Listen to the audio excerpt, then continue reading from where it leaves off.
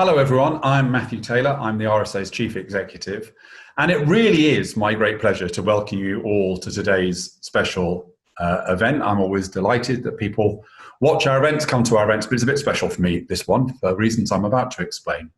If you're a fellow of the RSA or a fan of our public events programme, you'll know that each year I take to the great room stage to deliver the Chief Executive's annual lecture. But given the unique circumstances we all find ourselves in this year, we decided to do things a little differently. So I've published my 2020 lecture, my 14th annual lecture, which is called The Reflexive Age, as an online long read, or if you're a multitasker, you can listen to a podcast version on our podcast, Bridges to the Future. I worked out it's just about the right length for a good session of ironing, or about a 6 or 7 kilometre run, or the tube journey between Balham and Leicester Square. You can find links to the essay and the podcast in the descriptor below. But I wanted also to subject my ideas to some critical scrutiny, and rather intimidatingly for me, but I'm very flattered, 2 brilliant public thinkers have agreed to join me today to share their thoughts and reflections in response. So joining me are the award-winning columnist and author Nesrine Malik, who is in Egypt. That's beyond the call of duty to be participating from the other side of the world, but a long way away. So thank you, Nesrine, for joining us. And Tim Bale, Professor of Politics at Queen Mary University of London, Deputy Director of the think tank, the UK and a Changing Europe, I think is somewhere near the south coast. I am actually back in the RSA for the first time, second time in 4 months. So Nesrine, Tim, hello and welcome. Thanks so much for being with me today. So before I give you the chance to kind of critique my ideas, I'll move on to a wider conversation about the kind of broad topics that I was talking about in my lecture. I'm going to briefly, and I promise briefly, summarize my argument for anyone watching who hasn't had a chance to read it yet or to listen to it yet. And I thought the way I'd try and do that is to just turn it into 10 propositions, which I'll do little more than read through. So, first proposition is that crisis, and we of course are still living through a crisis, and in many parts of the world it's getting worse, but crisis increases the possibility of change. We know this historically. We are moving away from the past eras, and we may be moving into a new era. We're moving away from what's left of neoliberalism, and populism may have peaked, particularly, I guess, if Trump loses in November. So out of the rubble of neoliberalism, which of course still exists, populism, which still exists, but yet have kind of maybe lost their ascendancy, is there a new age we're moving into? And might there be an organizing principle for that new age? That was the question that I wanted to explore. The second proposition is something that I've spoken about a lot. It was in my annual lecture, I think 5 years ago, which is that a useful way of thinking about human beings is that we have 4 core sets of motivations. And by the way, I'm not just plucking these ideas from thin air. There's quite a lot of anthropology and psychology and other things which reinforce this idea. So we have 4 core sets of motivations, which are also worldviews, and they also are reflected in particular methods of change. And those 4 views, 3 of them are kind of active and 1 of them's kind of passive. So authority, we do what we're told. Values and belonging, we do what we do because of the beliefs that we hold, the group that we belong to, the kind of person we think we ought to be given that group belonging. And thirdly, we do things because of the individual aspirations that we have for ourselves, our own unique personality and choices. And then there's a 4th motivation, which we don't talk about very much in our kind of society, which is actually very important, and that's fatalism, because a lot of the time we don't think change is possible, and we're aware of the pathos of human existence. We are the only species probably culturally aware of our mortality. So that's how we might think about what motivates human beings. The third proposition is that policies, institutions, and nations seem to be more successful in terms of improving the quality of life of the people that they are directed to, or the people they contain, when they find a way of articulating and balancing these human motivations. That is to say, in systems which authority, belonging, individual aspiration all seem to kind of be in existence and seem to be reasonably balanced together, then actually we have relatively low levels of fatalism, and we believe in progress, and we're quite good at solving problems. And that's true of organizations, it's true of policies, it's true of societies. Happy to elaborate on that further in the conversation, but there is quite a lot of evidence to support that. Fourth suggestion, fourth proposition, is that that sounds like that's a recipe for success, but actually it turns out to be extremely hard. And that's because these motivations, authority, belonging, individual aspiration, and kind of fatalism, push against each other. They are in many ways critiques of each other, because each of them has got a kind of pathological side as well as a positive side. So individual aspiration drives innovation and creativity, but it can also be atomizing and selfish, and belonging brings out the best of us, but can actually make us more sectarian and more insular, more defensive. Authority can be really powerful and driving change, but often becomes overbearing and sometimes authoritarian. So they each have good and bad sides. And also, even when you get them into a balance, the world keeps changing. It upsets that balance because it makes one or other motivation stronger or weaker. Fifth proposition: the genius of liberal democracy is its potential to dynamically balance our motivations, methods, and worldviews. So there's something about liberal democracy which gives it the capacity to be able to align our authority drive, our belonging drive, and our individual aspiration drive. And it can do that, and when it does lead to progress. However, historically, liberal democracy has more often been unbalanced than balanced. And also, liberal democracy has had a huge blind spot, which is that it may have been good for the people who were in liberal democracies, but it often did that at the expense of people outside the liberal democratic circle who were being exploited in often terrible ways. The sixth proposition is that if we're going to overcome social pessimism, political polarization, which we suffer from at the moment, and it's social pessimism that particularly worries me, we need to try to achieve some kind of new balance of these forces. I believe we had some kind of balance in the post-war era, which is why those decades look quite good in retrospect, but we need a new balance of those forces, because at the moment society is extremely unbalanced. Seventh proposition, which is at the heart of the speech really, is that if we're going to do that, if we're going to achieve a new balance, a kind of post-war settlement, a post-COVID settlement of these forces, which is partly a balance of state, market, and civil society, which represent those kind of motivations, the embodiment of those motivations. If we're going to do that, we should combine the philosophical and political strengths of liberal democracy with insights into human nature. We need to understand who we are and seek more explicitly to build policies and institutions designed to bring out the best in us and to enable us to solve our problems together. And that's what I call a reflexive age, that capacity to think more deeply about who we are and to create social institutions and policies and systems which bring out the best of us and mitigate our many kind of flaws and challenges and the inevitable breakdowns that occur. Final 3 points. Point 8, change doesn't come from nowhere. And so my notion of reflexivity, this notion of being able to look inside ourselves with more insight and to use that as a tool to create a new balance. Firstly, I think we are seeing a more sophisticated understanding of the foundations of individual well-being and fulfillment. I think we've put the myth of Homo economicus behind us, and we're beginning in all sorts of ways to have a deeper conversation about what is it that makes for a successful life. And secondly, when it comes to authority, I'm seeing lots more evidence of more thoughtful, more emotionally intelligent forms of leadership around the place. Far from universal, still lots of crap macho management out there and populist political leadership. But I'm seeing many signs, including amongst some politicians who are showing a different, much more intelligent form of leadership. A form of leadership that sees power not as something that you seize and use, but as something which you create and share. Ninth point, one but last point.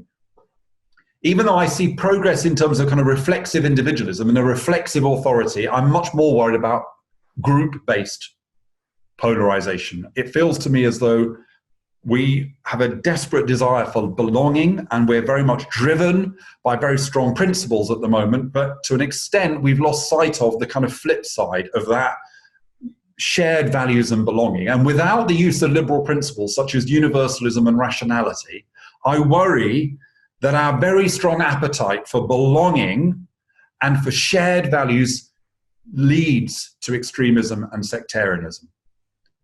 And so finally, what I'm saying in essence is that we need to have a conversation about the characteristics of institutions and societies. So this is a point about systems, really. We need to have a conversation about the characteristics of institutions and societies that generate progressive change. And to use a phrase to complete this summary, which isn't in my speech, I think we need to think about the social architecture which best enables human beings to thrive and to solve problems. So I fear I've gone slightly over my 7 or 8 minutes, but I've tried to compress it as much as I possibly can. So, Tim, I'll go to you first. What do you make of this argument? Does it have any value at all, do you think? Well, you'll be glad to know that I think it does. Actually, a lot of what you said resonated very strongly with me, not actually simply for the substance, but also because it recalls actually a lot of the stuff that I've been reading for a very long time. And as you said, there was a little bit of anthropology in there, and certainly if anyone has ever read any Mary Douglas, it will resonate with them. There's also even a bit of Plato in there, which was something I liked as well, this idea that he puts forward of our kind of rationality, our intellect, having to be the charioteer that controls our kind of spirit on the one hand and our appetite on the other. And I think, this striving for balance that you talk about, I think is incredibly important. I think you sum up the plight of liberal democracy very, very well. The fact that, many of us live in countries where leaders seem unable to, strike that balance. We have perhaps moved the pendulum too far in recent years towards a kind of shallow individualism. That seems to make sense. But we've somehow managed to combine that as well with a kind of toxic tribalism on the other hand. And I think, like the way that you don't simply put the blame, as it were, on our leaders. You talk a lot about, us as a society needing to do something ourselves. And to look inwards and think about what we really want, rather than making, quite unreasonable demands on the one hand of the political system, and also sort of falling into a kind of cynicism or pessimism, which doesn't really get us anywhere, and indeed the fatalism that you talk about. I think some people will see some of what you said as kind of pie in the sky stuff, and I don't actually think it is. I think a lot of people, particularly perhaps during this lockdown period, are beginning to think about whether they want to go back to what they had before, whether it was really working for them or not. I think a lot of us are undergoing, if you like, a process of self-examination, as well as examining the society we're living in and wondering how we can improve it. So I think we'll be greeted with a degree of skepticism. It always is, right? But I think a lot of people will actually associate with the kinds of things that you're talking about. That's not to say I haven't got any caveats, and we can talk about some of the caveats. But one of the things, and perhaps that's where I'll kind of end my little bit on, that I thought was particularly interesting was the way that you talk about crisis in some ways producing change, only if to some extent that change was already incipient, already there in the years before. And in some ways, the crisis canalizes a feeling that was already around. And I think if you look, for example, as many people have made, the comparison at 1945, I think that's a really, really interesting comparison there. It's one I think you touch on. And it's interesting because if we look back at the 1930s, actually the 1930s, for a lot of people in the UK anyway, were quite a good decade. We tend to think of it as the kind of hungry 30s, as the devil's decade, et cetera, But actually, if you look around the part of the country that I live in, the southeast, there was a housing boom. Some people were doing very, very well out of it. And it was only actually until Labour politicians, but not just politicians, journalists, writers, etc., made the case in the 1940s, the early 40s, that actually something had gone wrong in the 30s, that people who even though they weren't the people for whom things had gone very badly wrong, began to look back and think, they're right, we can't go back to this, something has to happen. And I thought that sort of delayed effect that you talk about is very, very important, and that's possibly something we can discuss a little bit more. Thanks, Tim.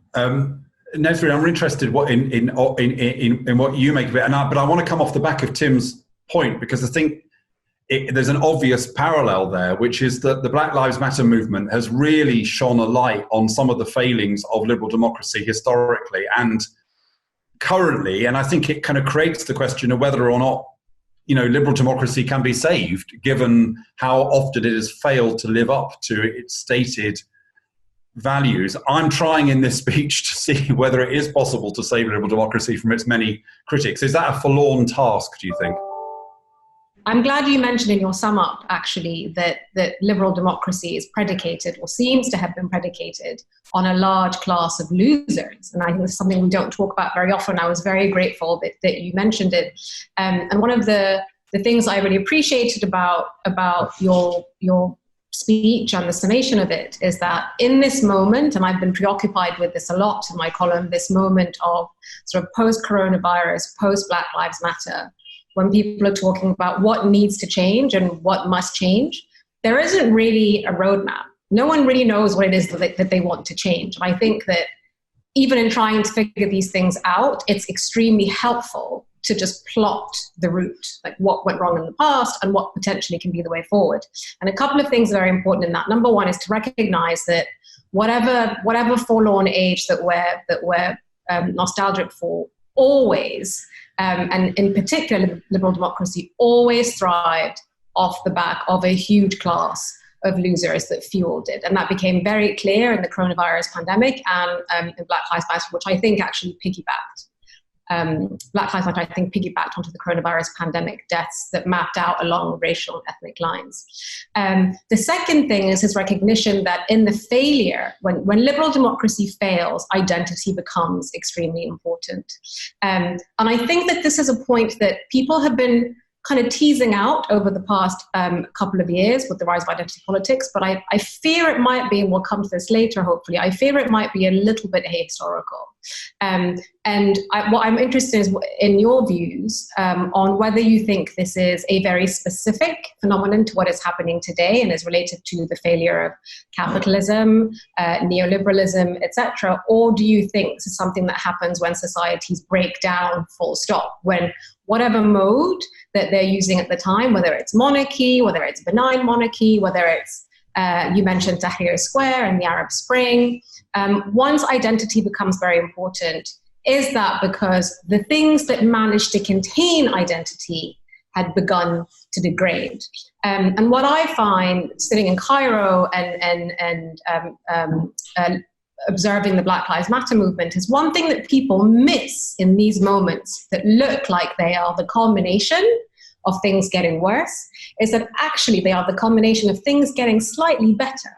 What happened in 2011 in Tahrir Square was that the revolution came off the back of a huge period of liberalization, where press freedoms were increased, where detentions decreased, where censorship was lifted.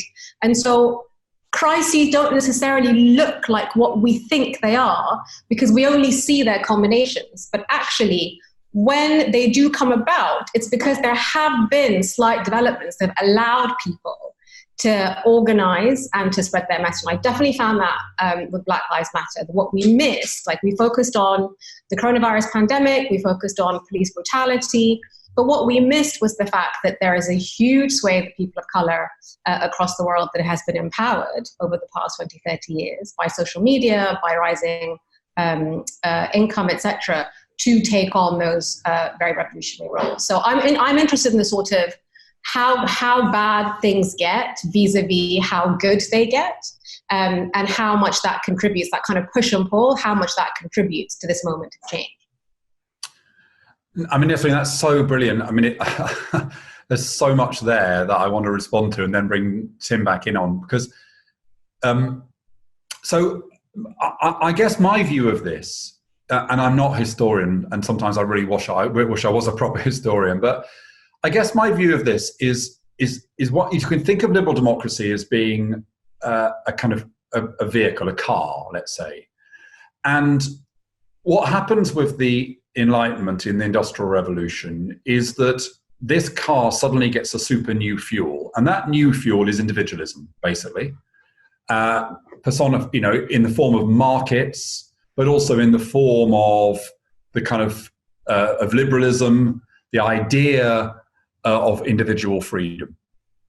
However, like a car, or certainly like the cars I used to own when I was young, every car would have one particular kind of flaw. They'd all be different to different cars. Some would have a problem with cold mornings, others would have a problem with overheating or whatever it might be. And the flaw that liberal democracy contains is that individualism is by far the most dynamic and powerful of the forces within it. And if liberal democracy is not managed effectively, individualism becomes too dominant, societies become too polarized, and then you get a kind of growth then of various forms of solidarity, some of which we would see as progressive, but others which are much more problematic. And they are a kind of reaction to what happens to societies when they get dominated by individualism.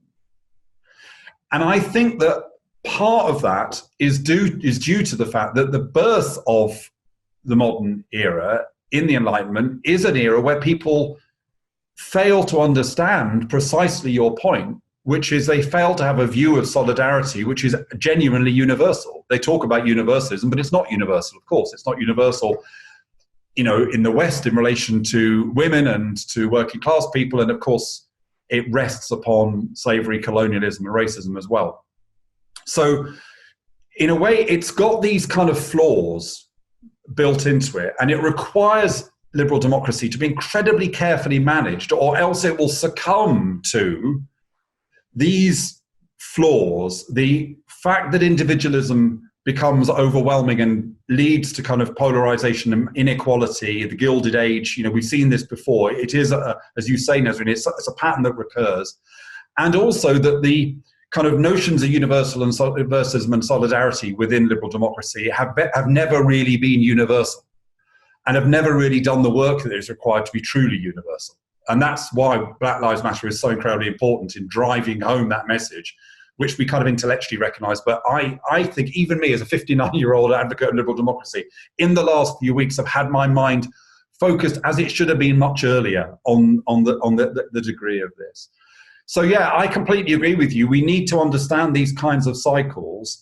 And my view is that, I'm a political moderate. I am perfectly happy with the politics of progressive liberal democracy, a kind of Blairite politics. But the problem, I think, with the Blair-Clinton kind of project was it fundamentally underestimated how hard it is for liberal democracy to keep the balance. And it allowed it to become unbalanced, and it failed to truly reflect on the work that's involved in making universalism real. So that's my kind of interpretation. Tim, back to you. I mean, just to pick up on something you said there, you talk about it actually in the speech as well. This idea that somehow things have to be managed, but of course that then begs the question of who does the managing. And I guess one of the problems, and perhaps somewhat Nesrine is talking about actually is relevant to this as well, is that that question is really, really vital. Is there some kind of, philosopher king who can do this? And I presume you don't think that's the case. You actually think that we have to self-manage this. Is why there has to be quite a lot of self-examination as well. I'm not sure I'm quite as pessimistic as you are in the sense of thinking that liberal democracy necessarily always tends as a sort of default towards too much individualism. I tend to think that the process is slightly more thermostatic than that, and that we have cycles, as you called them, whereby individualism seems to dominate, and then cycles where that is to some extent corrected by a degree of collectivism, and maybe that then overcorrects and we go back to a kind of individualism as well. But obviously I take the point that both of you are making about the uninclusiveness in pastimes of liberal democracy. And I think Black Lives Matter clearly has made a huge difference to that. But also that goes back to, I think, the intellectual bankruptcy and the exposure, if you like, of notions of racial superiority that's been going on now for decades. And, in some senses, we've finally caught up socially with what's happened intellectually on that front. So, I see quite a lot of cause for hope here, because I guess I believe we are at one of those kind of thermostatic moments now, and some people would call it a pendulum, where actually, many people realize that we've overshot on the individualism and we need more collective solutions, and that actually the collective solutions can now be rather more universal than perhaps they used to be. But one thing I want to pick up in addition is something that actually is implicit and indeed in some ways explicit in what Nesrine said, which is that this takes agency, right? I mean, a crisis is not a vacuum into which things naturally flow into fill. We need people, we need ideas like yours. We need movements to actually make stuff happen, because it doesn't happen of its own accord. And to go back to the kind of 1940s point that I was making there, none of that would have happened. That 45 moment would not have happened without the kind of cultural work that people were doing, journalists, writers, filmmakers, whatever. To make 45 possible. It isn't just a political thing, it has to be a cultural thing as well. And that's where we come on to, Gramsci and hegemony and all that kind of stuff.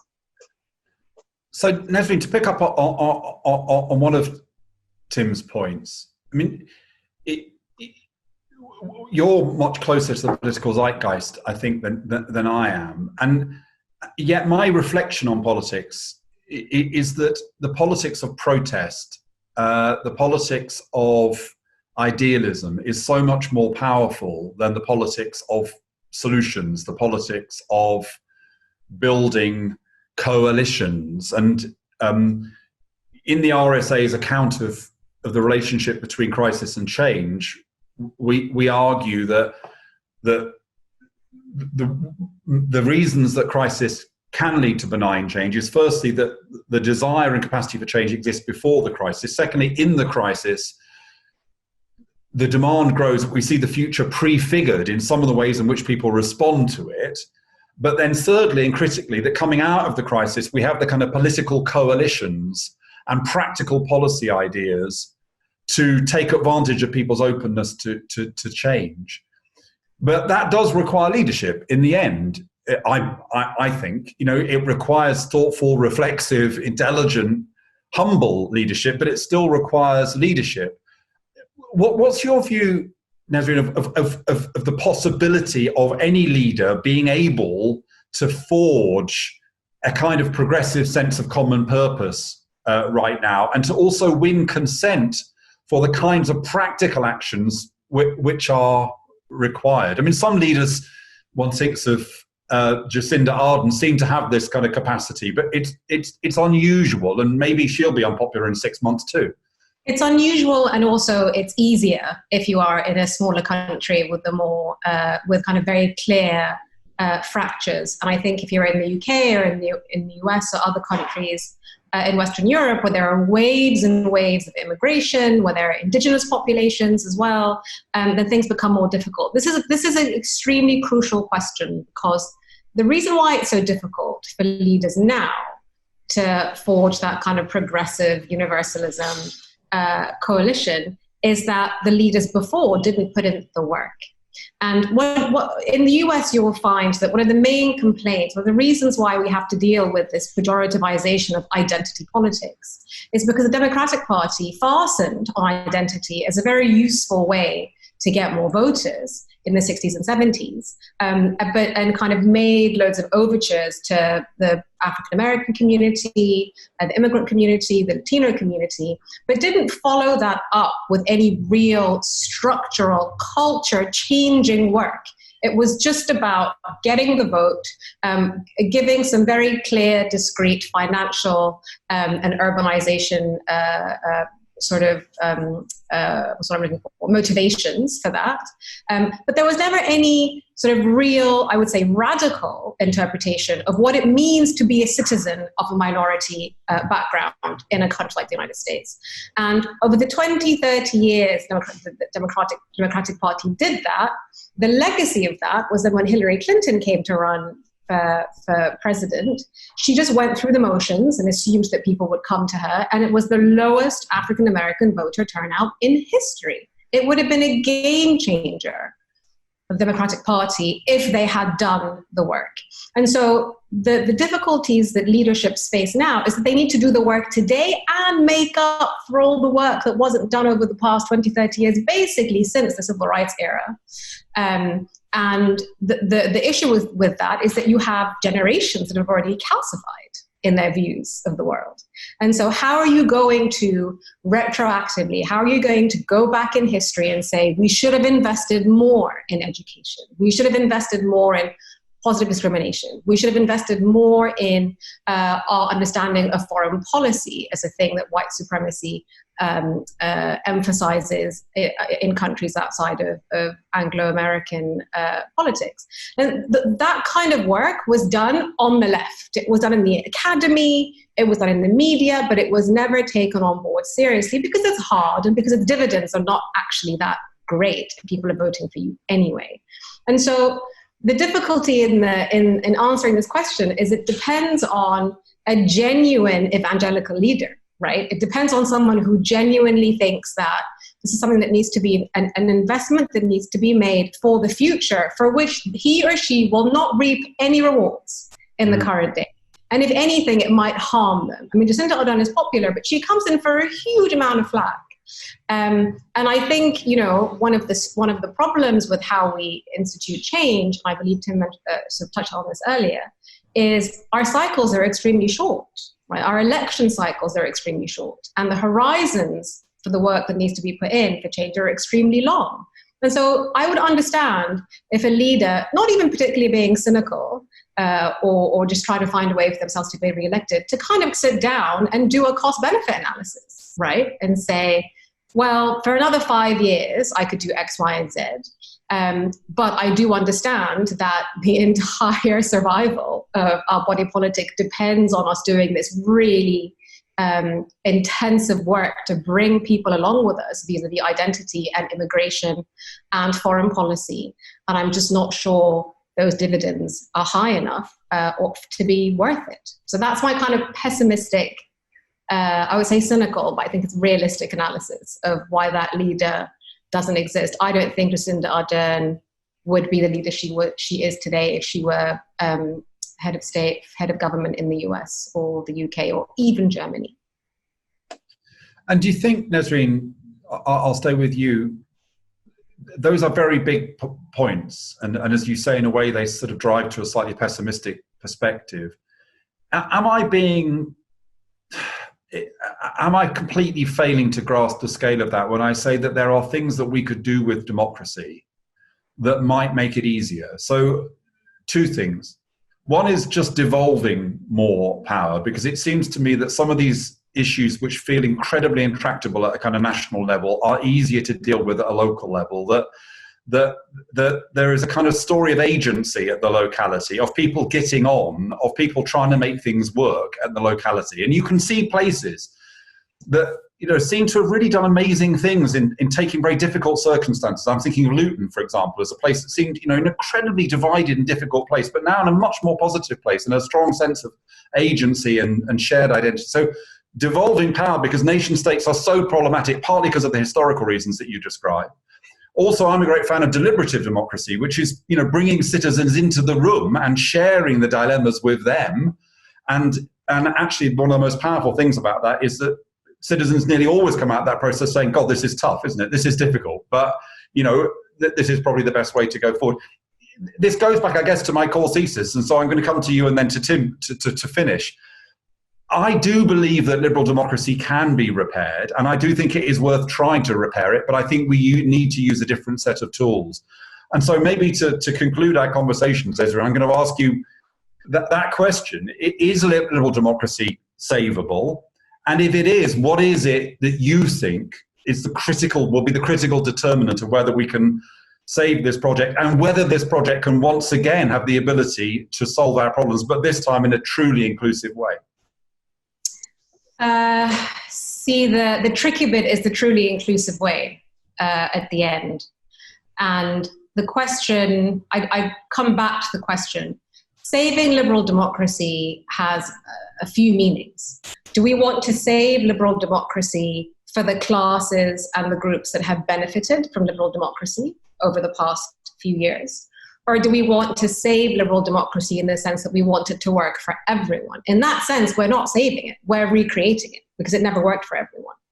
And so I think the question itself needs to be slightly reframed in the context of, for liberal democracy to provide prosperity, to provide individual freedom, to provide a sense of autonomy, to recede the state from the workings of the private individual, that involves a lot of work that capitalism has interfered with, basically. Because what capitalism does is it creates an imbalance, a structural imbalance, that there are winners and losers. For there to be winners, there must be losers. And I think liberal democracy gentrifies and kind of smooths the edges of this kind of not slightly, but very brutal capitalist order. So to answer that question, I think liberal democracy in the form that we're slightly misty-eyed about, that we think worked at some point, or looked like it might start to work at some point, doesn't exist. And I don't think it's desirable, even if it did exist, because it is, as I said in the beginning, predicated on a system of winners and losers. Can it be reformed? Can it be modified? Can it be expanded to include people not of certain classes, not of boss class, not people who have not reaped the benefits of prosperity in such a way that only they have the tools? This is the problem. The reason why devolution doesn't happen very often is that very few people have the tools because they have been excluded from the business of acquiring those tools for so long. And so I would say, in answering your slightly bastardized question, which is, can we reform liberal democracy? I would say yes. But that would involve a huge amount of investment and a huge amount of relinquishing a lot of the spoils of a capitalist liberal democracy. And that involves lots of voluntary work, lots of soul searching, and again, lots of work that pays no dividends to politicians on an electoral level, or an even internal party politics level. So I think it is possible. I'm just struggling to find the reason why anyone would want to do it. Well, thank you for that. Tim, we'll end with you before I make some kind of closing comments. I didn't quote Francis Fukuyama in my speech because it's become the biggest cliche of books and speeches, but nevertheless, I am going to do it now. We've come a long way since the triumphalism of 1989, and liberal democracy is arguably more friendless than it has ever been. Nesrine says, if we are willing to face sufficiently its flaws, its failings, its systematic problems, and fundamentally reform it, then yes, it may be saved, but who's going to do the work? What's your view? Well, I guess I'm rather less ambitious, but then it's easy for me to be less ambitious because in some ways, I'm clearly one of the people who, over the decades has benefited. I'm not one of the people who have necessarily been excluded. I mean, personally, I can't really see liberal democracy ever doing much more than mitigating some of the problems with capitalism. I don't see it being able to do very much more than that, although I think that's a very important role that it can play there. I think your point about tools is interesting. In your essay, you don't go into institutions, really. You deliberately shy away from doing that. You talk about all sorts of other interesting things. And one of the things you talk about, actually, is what you call, I think, or coming off the back of something someone else wrote, cathedral thinking, that goes to Nesrine's point about people needing to actually do stuff that goes beyond the next 3 or 4 years and do stuff that will benefit people beyond their generation and possibly after they pass away. And I think that is incredibly important. But I think your point about deliberative democracy is a really, really good one, actually. But that requires politicians to some extent not to promise to take back control, but it requires them to actually surrender a degree of control, because there's no point in deliberative democracy unless politicians commit to honouring the results of that deliberative process. But I think, as you say, deliberative democracy is one of the ways forward, simply because it moves us away from this very kind of naive consumerist attitude to democracy that I think many people have fallen into, which is in some sense a transference from what they experience in the market, which is, if they at least have the resources, they can get what they want, when they want, how they want. And that's just not the way that democracy works. And I think one of the good things about deliberative democracy is that actually it forces people to realise that there are trade-offs and there is a kind of iterative process. It is the slow boring of hard boards that Weber talked about. So I think talking about the tools is very important. And clearly, as you both said, leadership is important. And I think Nesrine's right. I mean, the Josiah, as she's sometimes called in New Zealand, to some extent has it easy because she is in a small, face-to-face, informal, less hierarchical society.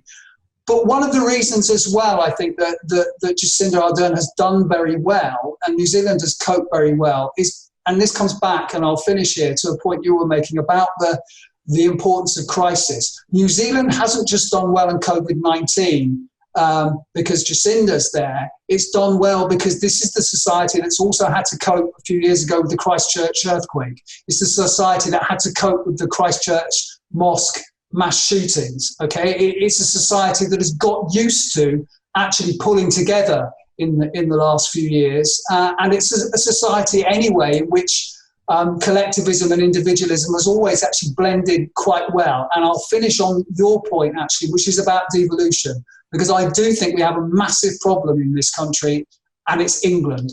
We have a huge country, of 50-odd million people, I think it is, in England, and basically it is too big to manage some of the problems that you're talking about. And unless we move towards breaking things down a little bit more, we can't, as it were, recreate what in some ways New Zealand has, I think, which is, a society which blends individualism and collectivism more easily, because those are local solutions and people can see leaders who know them, who understand them, who are the kind of leaders that you like, and who can, in some senses, manage the process without people feeling that they're being managed from the top down. Tim, thanks for that. Sadly, it's all we've got time for. It's been a brilliant conversation. Tim and Nesrine, thank you so much for joining me. Do check out the RSA website for more information on their brilliant work. And if you don't already follow them on Twitter, go remedy that immediately. On the RSA site, you'll also find links to read or listen to the Reflexive Age in full, as well as all the latest insights from our action research team, plus information about how you can get involved in the RSA's work by joining our global community of over 30,000 Changemaker Fellows. I do hope you found today's conversation as enjoyable and thought-provoking as I have. If you have got any comments or questions, you can post them on Twitter using the hashtag RSA Bridges. Finally, thanks again to my guests, Nesrine Malik and Tim Bale, and thank you all for watching.